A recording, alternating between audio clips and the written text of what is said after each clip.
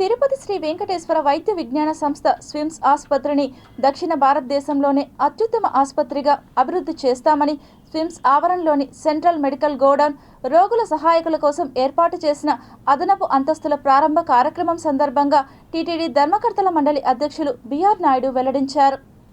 480 కోట్ల రూపాయలు ఖర్చు పెట్టి ఏదైతే అన్ఫినిష్డ్ ఉందో పద్మావతి చిల్డ్రన్స్ హార్ట్ పేషెంట్ల కోసం అవన్నీ కూడా త్వరితగతిన పూర్తి చేయాలని నిన్ననే నిర్ణయం తీసుకున్నాం. అంతకుముందు బోర్డు మీటింగ్లోనే సిమ్స్లో వేరియస్ బిల్డింగ్స్ ఇవన్నీ కూడా ఇన్కంప్లీట్ ఉండే అవన్నీ కూడా త్వరితగతిన కంప్లీట్ చేయాలనే ఉద్దేశంతో మనం అందరికి కూడా శాంక్షన్స్ ఇవ్వడం జరిగింది బోర్డు మీటింగ్లో.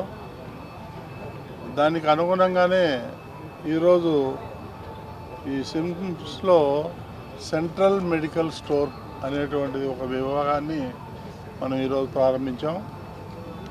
అందులో 3 విభాగాలు ఉంటాయి.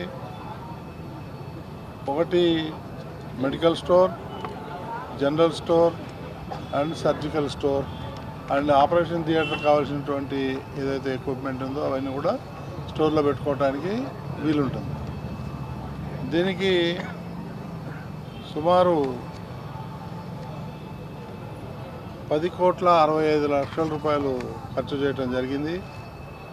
దీనికి అదనంగా ఇక్కడ ఉన్నటువంటి బిల్డింగ్ ఏదైతే ఉందో అది 4,40,00,000 ఖర్చు పెట్టి అది కూడా రోగులు వస్తే వాళ్ళ వెనక వాళ్ళతో కూడా వచ్చేటువంటి అటెండర్స్ ఎవరైతే ఉంటారో సహాయకులు వాళ్ళు పడుకోవటానికి సౌకర్యంగా ఉంటుందనే ఉద్దేశంతో ఆ బిల్డింగ్ కూడా కట్టడం జరిగింది. దానికి అటెండర్స్కి అందరికి కూడా ఇక్కడ భోజన సదుపాయాలు 2 పూట్ల భోజనం పెట్టడం జరుగుతూ ఉంది. స్టాఫ్ క్వార్టర్సు, సెంట్రల్ కిచెను ఇంకొక నెలలో తయారవుతాయి.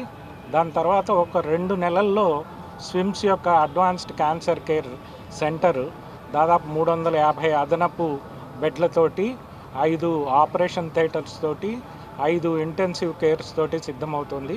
అది ఇంకొక 2 నెలల్లో తయారవడానికి సిద్ధంగా ఉంటుంది. ఇందాక వారు చెప్పినట్లు ఈ పాత బిల్డింగ్ రెనోవేషన్ వర్క్ జరుగుతుంది.